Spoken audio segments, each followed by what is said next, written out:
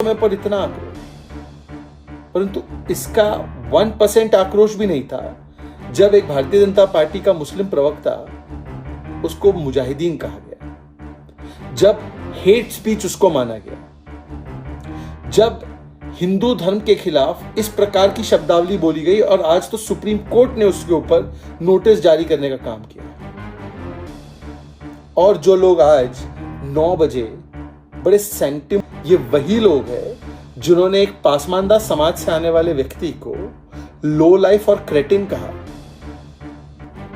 और वो शब्दावली की बात कर रहे हैं, ज्ञान दे रहे हैं। ये कितने दो मुहिए, डबल स्टैंडर्ड्स और हिपोक्रेसी से भरे हुए, ये अस्वीकार्य है और होना भी चाहिए और हम भी मानते हैं। परंतु किसी को मुजाहिदीन कहना, ये तो सेकुलरिज्म के नाम पे चलता है, ये कोशर है। किसी को लो लेवल और क्रेटिन कहना, ये कोशर है।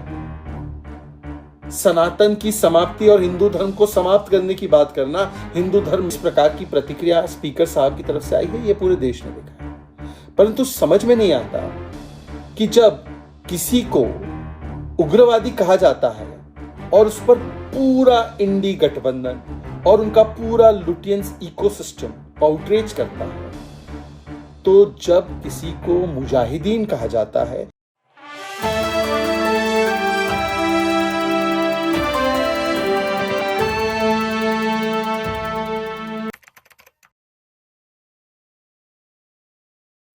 मित्रों, आपको पता है मेरी गलती क्या है? मेरी गलती यह है कि मैं भारतीय जनता पार्टी से जुड़ा हुआ मुसलमान हूं, और इसीलिए आज जो भी सेक्युलर आउटरीच आपको दिखाई दे रहा है, और सही है, रमेश बिधूड़ी ने जो बात रखी है पार्लियामेंट में, वो अनपार्लियामेंट्री है, वो अनएक्सेप्टेबल है, वो अनजस्टिफाइबल है। उसके ऊपर राजनाथ सिंह जी ने खेद प्रकट किया है, भारतीय जनता पार्टी ने कार्रवाई भी कर दी है, और इसके अलावा पार्लियामेंट से उसको एक्सपंज भी कर दिया गया है। और पार्लियामेंट में भी किस प्रकार की प्रतिक्रिया स्पीकर साहब की तरफ से आई है, ये पूरे देश ने देखा है। परंतु समझ में नहीं आता कि जब किसी को उग्रवादी कहा जाता है और उस पर पूरा इंडी गठबंधन और उनका पूरा लुटियंस इकोसिस्टम आउटरीच करता है, तो जब किसी को मुजाहिदीन कहा जाता है उसी इंडी गठबंधन के द्वारा, तब ये लुटियंस का आउटरीच कहां चला जाता है? आज जो 9 बजे की चर्चाएं कर रहे थे दानिश अली के साथ, क्या वो व्यक्ति और वो एंकर्स, जब उनको कहा गया, बताया गया कि आम आदमी पार्टी की एक बड़ी नेता प्रियंका कक्कड़ ने मुझे मुजाहिदीन कहा, तो तब तो ये कहा गया कि ये डिबेट्स में तो बोली जाती है बातें, ये तो निकल जाती है। मतलब सनातन की समाप्ति की बात करो तो उसको जस्टिफाई किया जाता है ये कहकर कि ये तो कास्ट सिस्टम पर बोला जा रहा है। अगर भारतीय जनता पार्टी के एक मुसलमान प्रवक्ता को ये कहा जाता है कि तुम मुजाहिदीन हो, और मुजाहिदीन का संदर्भ क्या है ये पूरा देश और पूरी दुनिया जानती है, तब कहा जाता है, हीट ऑफ द डिबेट में कहा गया जी ये तो चलता रहता है। और आज उग्रवादी कहने पर, जो कि गलत मान रहे, सब लोग गलत मान रहे, कोई उसको जस्टिफाई नहीं कर रहा, उस समय पर इतना आक्रोश, परंतु इसका 1% आक्रोश भी नहीं था जब एक भारतीय जनता पार्टी का मुस्लिम प्रवक्ता, उसको मुजाहिदीन कहा गया, जब हेट स्पीच उसको माना गया, जब हिंदू धर्म के खिलाफ इस प्रकार की शब्दावली बोली गई और आज तो सुप्रीम कोर्ट ने उसके ऊपर नोटिस जारी करने का काम किया है। और जो लोग आज 9 बजे बड़े सेंटिमोनियस होकर, बड़े हाई मॉरल ग्राउंड लेकर शब्दावली पर ज्ञान दे रहे हैं, ये वही लोग हैं जिन्होंने एक पासमानदा समाज से आने वाले व्यक्ति को लो लाइफ और क्रेटिन कहा, और वो शब्दावली की बात कर रहे हैं, ज्ञान दे रहे हैं।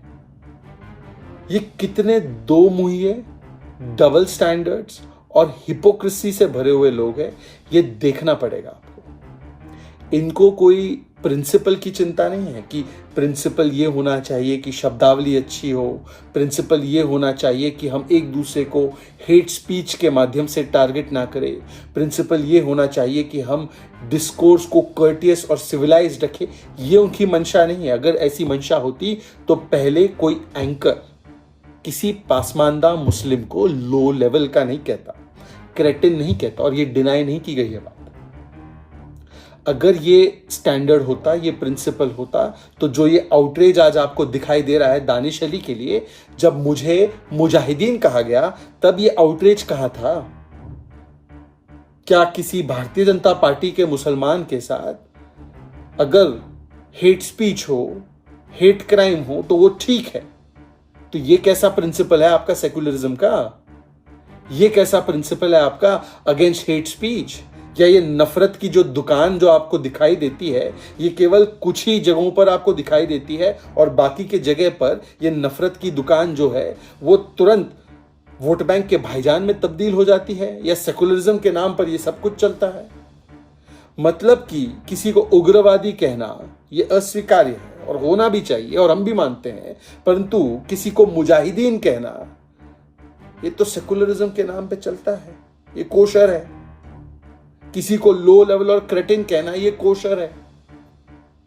सनातन की समाप्ति और हिंदू धर्म को समाप्त करने की बात करना, हिंदू धर्म मेनेस है, हिंदू धर्म जो है एड्स की तरह है, सनातन को किस प्रकार से खत्म करना है, ये सारी बातें करना 80% आबादी के लिए ये ठीक है। इसको जस्टिफाई करना है, इसके अंदर इन डेप्थ जाकर समझना है कि क्या ये जाति व्यवस्था पर कहा गया, इसका कॉन्टेक्स्ट क्या था, इसका सबटेक्स्ट क्या था, इसका प्रीटेक्स्ट क्या था, उसको जस्टिफाई करने के लिए अलग अलग बहानेबाजी करना, सवालों के रूप में उसको पेश कर देना, परंतु किसी प्रकार से कवर फायर देना,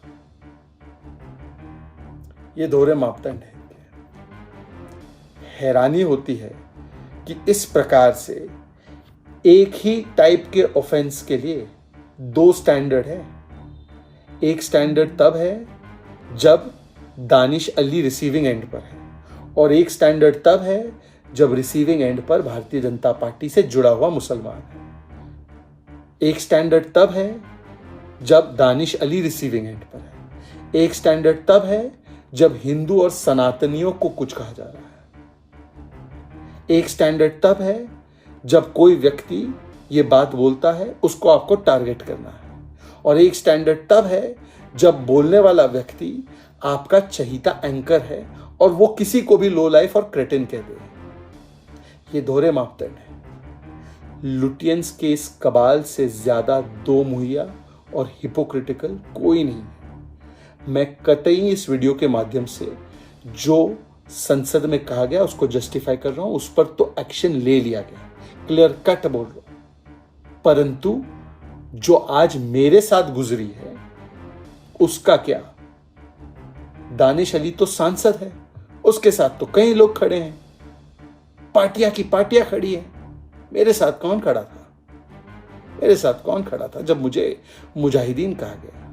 कोई नहीं खड़ा था। जय हिंद, जय भारत।